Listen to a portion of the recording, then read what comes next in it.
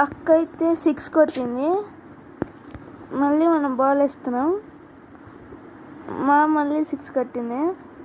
మనం అటుపైకి నుంచి వేస్తున్నాం కాబట్టి 2 6 కొట్టింది. ఇప్పుడు చూద్దాం ఏమైద్దో. వేస్తుంది. అబ్బా మళ్ళీ 6 కట్టింది అక్క.